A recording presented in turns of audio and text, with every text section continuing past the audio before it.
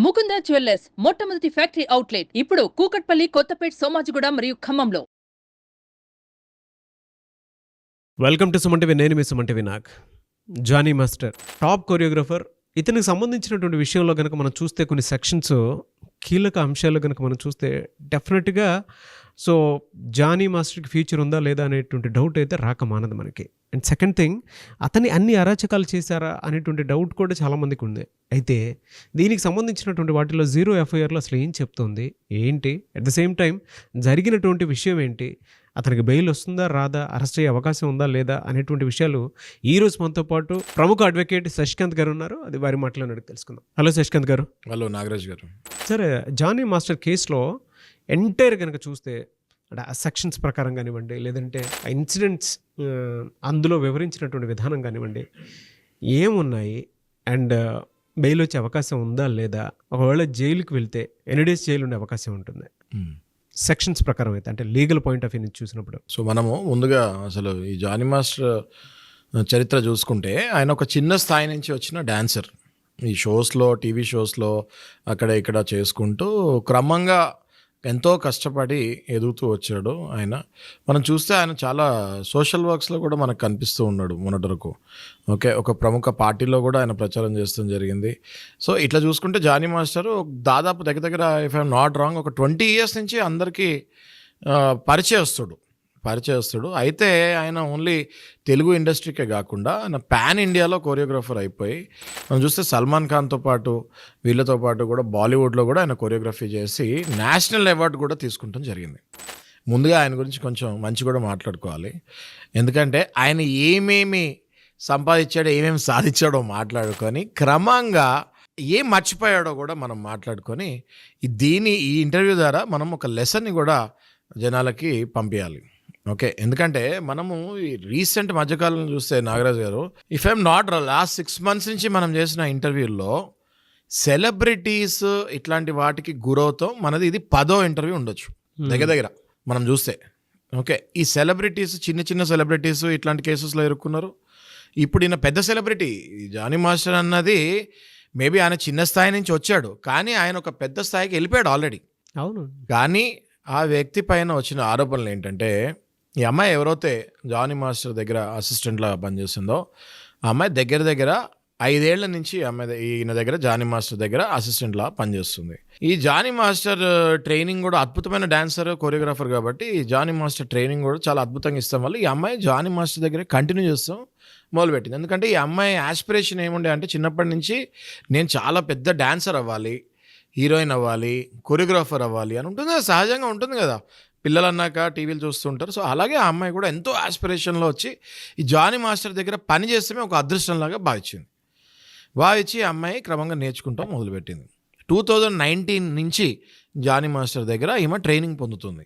ఇప్పుడు 2024, ఇప్పుడు ఆ అమ్మాయి వయసు 21. అంటే 2019లో అమ్మాయి వయసు 16 years. ఓకే, అంటే not even major. At that time she was minor. So అప్పటి 16 years నుంచి కూడా జానీ మాస్టర్ దగ్గర ట్రైనింగ్ పొందుతూ మంచి ఆమె కూడా డ్యాన్స్ ఎలా చేయాలి, కొరియోగ్రఫీ ఎలా చేయాలి, ఇవన్నీ కూడా బాగా నేర్చుకుంటాం జరిగింది. ఈ నేర్చుకునే క్రమంలో జానీ మాస్టర్ కన్ను ఆ అమ్మాయి మీద పడింది అని చెప్తాంలో అతిశక్తి లేదు. ఓకే, ఎందుకంటే ఇన్ని ఆరోపణలు వచ్చినాయి, రైట్. ఇంకా అది సబ్జుడిస్లో ఉంది కాబట్టి మనం క్లియర్గా చెప్పలేం. బట్ స్టిల్ వచ్చిన ఆరోపణలు బట్టి, పోలీసు వాళ్ళు వేసిన సెక్షన్స్ బట్టి ఇవన్నీ చూసుకుంటే కన్ఫామ్గా ఆయన ఏదో తప్పు చేశాడన్నదైతే తెలిసింది. అందుకే ఆయన పొలిటికల్ పార్టీ నుంచి కూడా ఆయనని సస్పెండ్ చేస్తాం జరిగింది. ఓకే, అయితే ఏం జరిగి ఉంటుంది అన్నది మనం మాట్లాడుకుంటే ఇప్పుడు వచ్చిన వార్తల ప్రకారం మనకి అర్థమైంది ఏంటి అంటే, 16 years ఉన్నప్పటి నుంచే ఆ అమ్మాయి పైన లైంగిక దాడి చేశాడు ఈయన జానీ మాస్టర్ అన్నది ఆ అమ్మాయి నార్సింగి పోలీస్ స్టేషన్లో కంప్లైంట్ ఇస్తాం జరిగింది. ఆ కంప్లైంట్ లెటర్లో ఇంకేమేమి పొందుపరిచిందో మనం కనుక డిస్కస్ చేసుకుంటే, ఆ కంప్లైంట్లో ఆమె ఏం చెప్పిందంటే, నేను 2019 నుంచి జానీ మాస్టర్ దగ్గర పనిచేస్తున్నాను, కొరియోగ్రఫీ నేర్చుకుంటున్నాను. ఆ క్రమంలోనే ఆయన నా పైన చాలాసార్లు అత్యాచారం చేశాడు. ఒకవేళ ఒప్పుకోకపోతే నేను నిన్ను ఇందులో నుంచి తీసేస్తాను, నా శిష్యురాలుగా నేను నిన్ను తీసేస్తాను అని బెదిరించేవాడు. ఒకవేళ నేను మానేసి వెళ్ళిపోదాం అనుకున్నా కూడా నన్ను వెళ్ళనిచ్చేవాడు కాదు. సో ఆ రకంగా నేను స్ట్రక్ అయిపోయాను ఆ రకంగా నేను జానీ మాస్టర్ దగ్గర స్ట్రక్ అయిపోవాల్సి వచ్చింది. ఎందుకంటే అప్పటికే జానీ మాస్టర్ నెక్స్ట్ లెవెల్కి వెళ్ళిపోయాడు. నాట్ నార్మల్ టాలీవుడ్ కొరియోగ్రాఫర్ కాకుండా ఈ went to the next level. So ఆ ఇన్ఫ్లుయెన్స్, ఆ పవర్కి ప్లస్ ఆ అమ్మాయి అప్పుడు ఎంత ఏజ్ 16 years, ఏదైనా చెప్పుకోవాలన్నా కూడా ఆ ఏజ్లో భయం. కాబట్టి ఆ అమ్మాయి బయటకు నేను అప్పుడు రాలేకపోయాను. ఇప్పుడు నేను మేజర్ అయ్యాను, ఇప్పుడు 21 years నేను. అయినా కూడా నా మీద కంటిన్యూగా ఇట్లాంటి దాడులు చేస్తూ ఉన్నాడు, లైంగిక దాడులు చేస్తున్నాడు. ఎన్నోసార్లు హోటల్స్కి తీసుకెళ్ళాడు, ఎన్నోసారి అసభ్యంగా ప్రవర్తించాడు, ఎన్నోసారి కొట్టాడు. అంటే it's not only sexual abuse అండి, it is also physical abuse. Okay, ఎన్నోసార్లు కొట్టాడు, ఎన్నోసార్లు థ్రెటన్ చేశాడు. అంటే మనం పాత ఐపీసీ ప్రకారం చూసుకుంటే సెక్షన్ 506 ఉండేది, క్రిమినల్ ఇంటిమిడేషన్. ఓకే, అంటే థ్రెటన్ కూడా చేశాడు నన్ను. ఏదైనా ఏ రకంగా అయినా గట్టిగా అరిసినా లేకపోతే ఏదైనా చేస్తానని చెప్పినా that comes under criminal intimidation. So ఈ Jani master sexual abuse, physical abuse, criminal intimidation ఒకటి ఉండేది, సెక్షన్ 323 అని ఉండేది ఐపీసీలో. దాని ప్రకారం చూస్తే అసలు హజార్డియస్ మెటల్స్తో కొడతాము, వాలంటరీగా హర్ట్ చేస్తాము, ఇట్లాంటివన్నీ ఉన్నాయి. ఇవన్నీ చూస్తే జానీ మాస్టర్ ఒకలాంటి పొసెసివ్నెస్కి వెళ్ళిపోయాడు ఆ అమ్మాయి మీద అని చెప్తాంలో అతిశయోక్తి లేదు. ఓకే, ఎప్పుడైతే ఒక మనిషి ఒకరి మీద పొసెసివ్నెస్కి వెళ్ళిపోతారో కంప్లీట్గా ఆ మనిషిని ఆక్యుపై చేయాలని ట్రై చేస్తారు.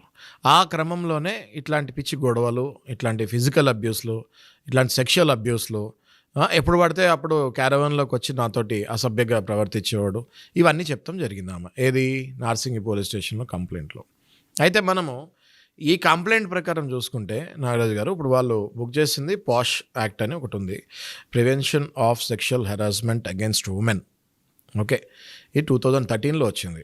ఓకే, ఈ యాక్ట్ వెనకాల ఒక చిన్న కథ ఉంది. ఓకే, రాజస్థాన్లో ఒక ఆమె ఎప్పుడైతే ఇట్లాంటి గవర్నమెంట్ ఆర్గనైజేషన్లో పనిచేస్తూ ఈ చైల్డ్ మ్యారేజెస్ ఉండేవి కదా ఒకప్పుడు, బాల్య వివాహాలు, అది ఆపుతానికి వెళ్ళినప్పుడు అక్కడ ఉన్నవాళ్ళు వచ్చి ఆమెపై అటాక్ చేసి సెక్షువల్ అబ్యూస్ చేసి ఆమె పైన అత్యాచారం చేస్తాం జరిగింది. ఓకే, ఎప్పుడైతే అట్లా అత్యాచారం చేస్తాం జరిగిందో అప్పటి వరకు ఈ పాష్ యాక్ట్ అన్నది లేదు. అది జరిగిన తర్వాత గవర్నమెంట్ ఆ యాక్ట్ తీసుకొని వస్తాం జరిగింది. ఏంటి? Prevention of sexual harassment against women at work place. అర్థమైంది కదా మీకు? అలాగే ఆ యాక్ట్ని ఇందులో పెడతాం జరిగింది. ఎందుకంటే ఇది కూడా sexual harassment against women at work place. So ఆ యాక్ట్ పెడతాం జరిగింది. ఈ యాక్టే కాకుండా ఇంకో యాక్ట్ కూడా అప్లికబుల్ అవుతుంది. కానీ ఈ అమ్మాయి 18 years దాటిపోయి ముందుకు వచ్చేసింది కాబట్టి ఆ యాక్ట్ నుంచి ఈ యాక్ట్కి వచ్చేస్తాం జరిగింది. ఒకవేళ 16 years నుంచి ఈమె పైన లైంగిక దాడి జరుగుతాం జరిగింది. కాబట్టి she would also imposed POCSO at the time. ఒకవేళ అప్పుడే ఆ అమ్మాయి తెలియక, మన దగ్గర నేను ప్రతి ఇంటర్వ్యూలో చెప్తూ ఉంటాను, మన దగ్గర చిన్నప్పటి నుంచి లా అన్నది ఒక సబ్జెక్ట్ ఉండకపోతే ఇట్లాంటి అమ్మాయిలు 16 years వచ్చినా, ఎంతో పరిజ్ఞానం వచ్చినా, ఎంతో స్ట్రీట్ స్మార్ట్ అయినా, ఎంతో లోక జ్ఞానం వచ్చినా వాళ్ళకి ఈ లా పట్ల అవగాహన లేకపోతే, అరే 16 years పైన నా పైన ఇట్లా దాడి చేస్తే నేను ఏ యాక్ట్ పెట్టచ్చు అని తెలియాలి కదా అమ్మాయిలకి, తెలియదు. సో ఇప్పుడు నేను ఈ ఇంటర్వ్యూ ద్వారా చెప్పేది ఏంటంటే అమ్మాయిలందరికీ కూడా, మీరు 16 years, 17 years, 18 years బిలో ఉన్నంత వరకు మీ పైన ఎవరైనా అసభ్యంగా ప్రవర్తించినా, టచ్ చేసినా మీకు ఇష్టం లేకుండా, ఎవరైనా కానివ్వండి, అది మీ ఇంటి పక్కన వాళ్ళు కానివ్వండి, ఎవరైనా కానివ్వండి, ఎవరైనా అట్లాంటి పిచ్చి పిచ్చి విషయాలు వేయాలని చూస్తే వాళ్ళని ఇమ్మీడియట్గా పోక్సో యాక్ట్ కింద వేసేయచ్చు. అంటే protection of children from sexual offence act. Okay, if I'm not mistake 2012 అనుకుంటా. సో ఆ కేసు ఆ యాక్ట్లో వేసేయచ్చు. అర్థమైంది. అండ్ ఆ యాక్ట్ చాలా సీరియస్గా తీసుకుంటారు. ఆ యాక్ట్ మన దగ్గర ఉన్న భరోసా సెంటర్స్ కానివ్వండి, లేకపోతే సఖీ సెంటర్స్ కానివ్వండి, పోలీస్ స్టేషన్కి వెళ్ళాలని మీకు భయంగా ఉంటే అక్కడ కూడా వెళ్ళొచ్చు. అక్కడ కూడా వెళ్ళి ఇలా చెప్పచ్చమ్మా, మీరు చెప్తే వెంటనే పోక్సో యాక్ట్ కింద తీసుకుంటే. ఇవాళ మనం చూస్తే సమాజంలో tender age is in between 16 to 18 years. ఈ 16 to 18 years మధ్యలో అమ్మాయిలకు కానీ అబ్బాయిలకు కానీ లా పట్ల అవగాహన లేక వాళ్ళపైన జరిగే అగాత్యాలని ఎలా రిపోర్ట్ చేయాలో కూడా తెలియదు వాళ్ళకి పాపం. నిజంగా. ఎందుకంటే వాళ్ళకి అసలు 10th classలో కానివ్వండి, 9thలో కానివ్వండి, లేకపోతే చిన్నప్పటి నుంచి 5th class నుంచే లాలో ఫండమెంటల్ రైట్స్ నుంచి, ఒక ఫండమెంటల్ రైట్ అంటే ఏంటి, మీ రైట్స్ ఏంటి. ఒకవేళ ఇప్పుడు పోక్సో యాక్ట్ పెట్టింది చిన్నపిల్లలకి బిలో 18 years, మరి చిన్నపిల్లలకి ఎడ్యుకేషన్ ఇవ్వాలి కదా, అది లేదు మన దగ్గర. మోస్ట్ అన్ఫార్చునేట్ అది. పాష్ పెట్టింది ఏంటి, prevention of sexual harassment against women at work place. మరి ప్రతి ఆఫీస్లో పాష్ గురించి ఒకటి నోటీస్ పెట్టాలి కదా, అది లేదు. గవర్నమెంట్ అది రూల్ పెట్టాలి కదా, ప్రతి ఆఫీస్లో పాష్ గురించి ఎడ్యుకేట్ చేస్తూ, ఉమెన్కి పాష్ గురించి ఎడ్యుకేట్ చేస్తూ ఒక నోటీస్ బోర్డ్ లాగా పెట్టేస్తే అక్కడ పనిచేసే మేల్స్ ఒళ్ళు దగ్గర పెట్టుకొని పనిచేస్తారు. అంటే వాళ్ళు కూడా చదువుతారు కదా, this is not only for women, వాళ్ళు కూడా చదువుతారు కదా. సో అట్లాంటివి లేక, అవేర్నెస్ లేక ఈ అమ్మాయి జానీ మాస్టర్ కింద పనిచేసిన అమ్మాయి ఎవరైతే ఉందో కొరియోగ్రాఫర్ లాగా, ఆ అమ్మాయి బిలో 18 years అప్పుడే ఆమె పైన జరిగిన లైంగిక దాడికి ఆమె కంప్లైంట్ ఇవ్వలేకపోయింది, అవగాహన లేక మాత్రమే. అందుకే మనం అవగాహన చేయాలి, లాయర్స్ అన్న బయటకు రావాలి, అవగాహన క్రియేట్ చేయాలి. మనము ప్రొఫెషన్తో పాటు సంఘసేవ కూడా చేస్తేనే మన లాయర్ వృత్తికి న్యాయం చేసినట్టు అవుతుంది. ఓకే, సో ఇప్పుడు ఈ జానీ మాస్టర్ అబ్స్కాండింగ్ ఉన్నాడు. ఏది ఈ కేసులో అబ్స్కాండింగ్ ఉన్నాడు అంటే ఇప్పుడు ఏంటి? సరే, మనం ఇంకో వైపు నుంచి కూడా మాట్లాడదాం Nagaraju garu. See, till it is proven is innocent, till it is proven is innocent. అయితే ఇక్కడ చాలా బలంగా ఆమె కంప్లైంట్ ఇస్తాం జరిగింది. మనం మీడియాలో చూస్తుంటే వేరే న్యూసెస్ కానివ్వండి, వేరే ఫిలిం TFCC అంటే తెలుగు ఫిలిం ఛాంబర్ వాళ్ళు కూడా ఏదో ప్రెస్ మీట్ పెడతాం జరిగింది. అందులో కూడా జానీ మాస్టర్ తప్పు చేసినట్టుగానే మాట్లాడారు ఆ ప్రెస్ మీట్లో కూడా, నేను చూశాను అది. అందులో కూడా ఆల్మోస్ట్ ఆయన తప్పు చేసినట్టే మాట్లాడారు. కానీ రైట్ టు హియర్ అన్నది ఒకటి న్యాచురల్ ప్రిన్సిపల్ ఉంటుంది. Okay, natural justice, natural principle for justice అని ఉంటుంది. ఈ న్యాచురల్ ప్రిన్సిపల్ ఫర్ జస్టిస్ ఏంటంటే రైట్ టు బీ హర్డ్. అంటే ఎంత కఠినాత్ముడైన, ఎంత కఠినమైన నేరాలు మీ పైన మోపబడినా ఒక కోర్టులో, ఒక న్యాయస్థానంలో మీకు చెప్పుకునే అవకాశం ఉంటుంది. ఇవాళ మనం చూస్తే కల్కట్టా రేప్ కేసులో కూడా ఆయనకు కూడా చెప్పుకునే అవకాశం ఇస్తున్నారు. అది జస్టిస్, అంతే, జ్యుడిషియల్ సిస్టమ్ అది. We can change that. Media can take trial, media can discuss. మళ్ళీ ఇట్లాంటివి అవుతే మీరు ఎలా జాగ్రత్తగా ఉండాలి అని అవేర్నెస్ చేస్తానికి మీడియా కెన్ డిస్కస్, కానీ మీడియా ట్రయల్స్ కరెక్ట్ కాదు. అయితే ఇప్పుడు ఈ కేసులో, ఈ పర్టికులర్ కేసులో జానీ మాస్టర్కి ఎంతైనా అవకాశం ఉంది, ఆయన వచ్చి చెప్పుకోవచ్చు. అయితే ఇప్పుడు ఏగానే మరి ఇట్లాంటి కేసు ఏగానే అరెస్ట్ చేసేస్తారు. అవును నాగరాజు గారు, ఇప్పుడు ఇట్లాంటి కేసెస్ ఏగానే ఆ సెక్షన్ ప్రకారం, రేప్ సెక్షన్ ప్రకారం ఇమీడియట్గా అరెస్ట్ చేసేస్తారు. అయితే ఈయన దొరకట్లేదు. ఇప్పుడు ఈయన దొరకట్లేదు కాబట్టి ఈయనని ఎతుకుతున్నారు. ఇప్పుడు ఏం చేయొచ్చు? బహుశా యాజ్ ఎ అడ్వకేట్ నేనేమనుకుంటా అంటే ఈయన యాంటిసిపేటరీ బెయిల్కి అప్లై చేసే ఛాన్సెస్ ముమ్మరంగా ఉన్నాయి. యాంటిసిపేటరీ బెయిల్ ఈయన అప్లై చేసి మళ్ళీ ప్రెస్ ముందుకి వస్తాడేమో అని నేను అనుకుంటున్నాను. యాంటిసిపేటరీ బెయిల్ వస్తుందా రాదా అన్నది మనం చెప్పలేము. It is again based on the grounds. ఏ గ్రౌండ్స్ మీద ఈయన బెయిల్ అప్లై చేసుకోగలుగుతాడు, యాంటిసిపేటరీ బెయిల్ అప్లై చేసుకుంటాడు అన్నది చూడాలి. ఏ రీజన్స్ వల్ల ఆమె కంప్లైంట్ ఇచ్చిందో, ఏ గ్రౌండ్స్ వల్ల ఈయన బెయిల్ అప్లై చేస్తున్నాడో రెండు కంపేర్ చేయాలి. రెండు కంపేర్ చేసిన తర్వాత ఒకవేళ అక్కడున్న జడ్జి గారికి ఓకే యాంటిసిపేటరీ బెయిల్ ఇవ్వచ్చు అనుకుంటే షూటీలు పెట్టి చాలా పగడబందిగా యాంటిసిపేటరీ బెయిల్ ఇస్తాం జరుగుతుంది. అది మళ్ళీ ఏ మూమెంట్లో అయినా ఆ బెయిల్కి ఇచ్చిన కండిషన్స్ ఈయన ఒకవేళ తప్పితే ఏ మూమెంట్లో అయినా మళ్ళీ వెంటనే ఆయన్ని అరెస్ట్ చేస్తారు. ఇప్పుడు జానీ మాస్టర్ అనే వ్యక్తి లైఫ్ లాంగ్ కనిపించకుండా పోతాడా? కాదుగా. ఇవాళ సాయంత్రమో లేకపోతే ఇప్పుడు గంటలోనో లేకపోతే రేపో జనాల ముందుకు రావాల్సిందే, ఖచ్చితంగా రావాల్సిందే. ఐదర్ యాంటిసిపేటరీ బెయిల్ అయినా వచ్చి రావాలి, లేదా సరెండర్ అయినా అవ్వాలి. రెండిట్లో ఏదో ఒకటి ఉంది. వితిన్ 24 hours 48 hours మనం అది చూస్తాము, అది జరగబోతుంది.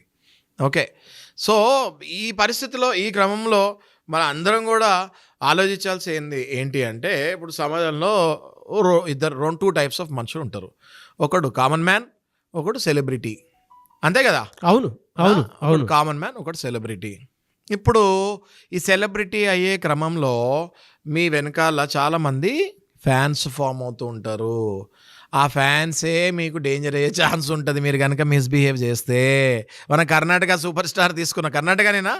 కర్ణాటక సూపర్ స్టార్ తీసుకుని జైల్లో ఉన్నాడు. డి బాస్ జైల్లో ఉన్నాడు. దర్శన్ జైల్లో ఉన్నాడు. మొన్న ఈ మధ్య చూసాము, జైల్లో కూడా ఏదో కుర్చీలు వేసుకొని సరదాగా ఉన్నాడు. ఇంకా కేసు పెరిగిపోద్ది. ఇప్పుడు జైల్లో ఉన్నాడు. ఆయన అంత పెద్ద సూపర్ స్టార్ జైలుకి ఎందుకు వెళ్ళాడు? కేవలం ఒక ఫ్యాన్ వల్ల వెళ్ళాడు జైలుకి. ఆ ఫ్యాన్ ఏం ఆ ఫ్యాన్ మనకు తెలుసు కదా, స్టోరీ మనం డిస్కస్ చేసాము. మీరు మళ్ళీ పాత వీడియోలో చూస్తే మీకు తెలుస్తుంది. కేవలం ఒక ఫ్యాన్ వల్ల జైలుకి వెళ్ళిపోవాల్సి వచ్చింది. సో ఫ్యాన్స్ మిమ్మల్ని ఆరాధిస్తారు, కానీ మీరు కూడా వాళ్ళని ఆరాధించాలి. మీరు కూడా ఫ్యాన్స్ని అంతే రెస్పెక్ట్ ఇవ్వాలి, అంతే ఆరాధించాలి. మీరు కనుక వాళ్ళని మిస్బిహేవ్ చేస్తే ఫ్యాన్సే మీ మెడకు చుట్టుకుంటారు అన్న సెలబ్రిటీస్ ఆలోచించాలి. ఫ్యాన్సే కాదు, మీ పాత ఫ్రెండ్స్ ఉంటారు, వాళ్ళు మీకు క్లోజ్ అవుతారు సెలబ్రిటీస్ అయిన తర్వాత. మీరు అంటే అదే ఒక అబ్బాయి అనుకోండి, ఒక అమ్మాయి అనుకోండి, ఆపోజిట్ జెండర్ ఎవరైనా కానీ ఆపోజిట్ జెండర్ మీకు క్లోజ్ అవుతారు. మీకు క్లోజ్ అయినప్పుడు మీరు కనుక మీ సెలబ్రిటీ స్టేటస్ అడ్వాంటేజ్ తీసుకొని వాళ్ళతోటి ఫిజికల్గా ఇన్వాల్వ్ అయితే రేపొద్దున ఆ అమ్మాయి వచ్చి మళ్ళీ మీ మీద రేప్ కేసు వేసే అవకాశాలు ఉంటాయి. కాబట్టి వాళ్ళు దగ్గర పెట్టుకొని, ఎంత సెలబ్రిటీస్ ఎదుగుతూ ఉంటారో అంత ఒదగాలి. ఇవన్నీ సామెతలు మనకి ఫస్ట్ అర్థం కావు, ఒకసారి సెలబ్రిటీలు అయిన తర్వాత అర్థం చేసుకోవాలి. సామెతలు ఎంత ఎదిగితే అంత ఒదగాలి, లేకపోతే అవుట్.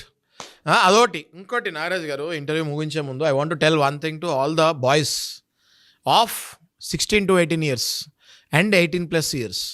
ఇది ఒక చాలా మంచి మెసేజ్ ఇవాళ ఇద్దాం అనుకుంటాం మనం. ఓకే, 16 to 18 ఇయర్స్ మధ్యలో ఉన్న బాయ్స్ ఒకవేళ మీరు ఆ హార్మోనల్ చేంజ్ వల్ల, ఆ టెండర్స్ వల్ల, ఇప్పుడు అర్థమవుతుంది అందరికీ 16 ఇయర్స్ అర్థమవుతుంది. ఒకప్పుడు 20-30 ఏళ్ల క్రితం స్టోరీ తెలియదు కానీ నాకు ఇప్పుడు 16 ఇయర్స్ వాళ్ళకి మనకంటే బాగా అర్థమవుతాయి చెప్పేవి. మనం చదువుకునే రోజుల్లో ఎడ్యుకేషన్ కానివ్వండి, అవేర్నెస్ కానివ్వండి, అంటే కల్చర్లో ఒక లేయర్ వరకే మనం చూసినటువంటి సందర్భం. ఇప్పుడు ఏంటంటే అరచేతిలో ఆకాశం. కరెక్ట్. ఎందుకు లేచారా? ప్రతి ఒక్కరికి ఆ మినిమం నాలెడ్జ్ అయితే లేకుండా అయితే లేదు. కరెక్ట్. లేదు అని చెప్పడానికి కూడా లేదు. సోషల్ పాయింట్ ఆఫ్ వ్యూ నుంచి చాలా కరెక్ట్ చెప్పారు మీరు. అయితే ఈ మెసేజ్ నేను చెప్పేది వినండి. 14 అనుకోండి, 16 కూడా కాదు, 14+ బాయ్స్ మీరు అర్థం చేసుకోండి అమ్మా. మీకు ఆ మూమెంట్లో హార్మోనల్ చేంజెస్ జరుగుతూ ఉంటాయి. మీకు అమ్మాయిల పట్ల, ఆపోజిట్ జెండర్ పట్ల అట్రాక్షన్, దాన్ని ఇన్ఫాచ్యుయేషన్ అంటారు, అది పెరుగుతూ ఉంటుంది. అది పెరుగుతాం వల్ల మీరు వాళ్ళ దగ్గరికి వెళ్ళాలని ట్రై చేస్తూ ఉంటారు. బట్ ప్లీజ్ మీరు అర్థం చేసుకోవాల్సింది ఏంటంటే that is not the age to get in to physical with any girl. మీరు వాళ్ళు దగ్గర పెట్టుకొని మీ స్టడీస్ మీదనే ఫోకస్ చేసుకుంటూ మీరు ముందుకెళ్తూ మీ మైండ్ని స్పోర్ట్స్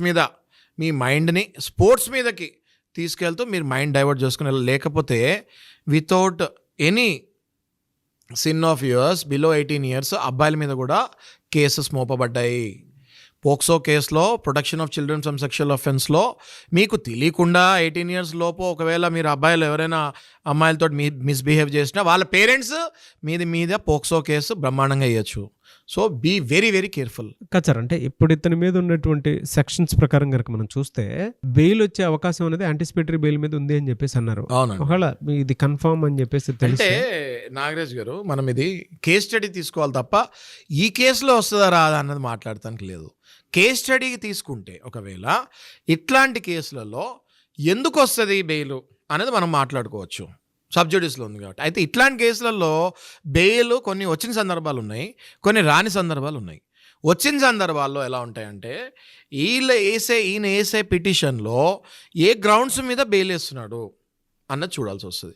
ఏ సాక్ష్యాలు లేవు, మొత్తం రాంగ్ అలిగేషన్ నా మీద అని చెప్పి క్లియర్గా పిటిషన్లో అంటే న్యాచురల్గా అది అర్థమయ్యేటట్టు ఉంటే బెయిల్ వస్తుంది. అదే సార్, అంటే అవతల వైపు కూడా గ్రౌండ్స్ ప్రకారం కనుక మనం చూసుకుంటే అన్ని ప్రూఫ్లు సబ్మిట్ చేస్తేనే కదా ఇలాంటి సెక్షన్స్. పోలీస్ వాళ్ళు ఉట్టిగా వేయరు కదండి. అదే కదా, they get in to the depth of the subject. And ఇప్పుడు మళ్ళీ కేసు వేసింది కూడా ఎవరి మీద?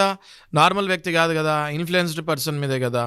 జానీ మాస్టర్ ఒకప్పుడు కామన్ మ్యాన్, కానీ ఇప్పుడు రిచ్గా అయ్యే కదా, ఇన్ఫ్లుయెన్స్డ్ పర్సనే కదా. మరి ఊరికే అయ్యారు కదా. జానీ మాస్టర్ వెనకాల కూడా చాలామంది హీరోలు ఉంటారు, పొలిటీషియన్స్ ఉంటారు, పెద్ద ఇన్ఫ్లుయెన్స్డ్ పర్సన్. అయినా కూడా పోలీసు వాళ్ళు ఇక్కడ ఇట్లాంటి విషయాల్లో పోలీసు వాళ్ళని మనం అభినందించాలి.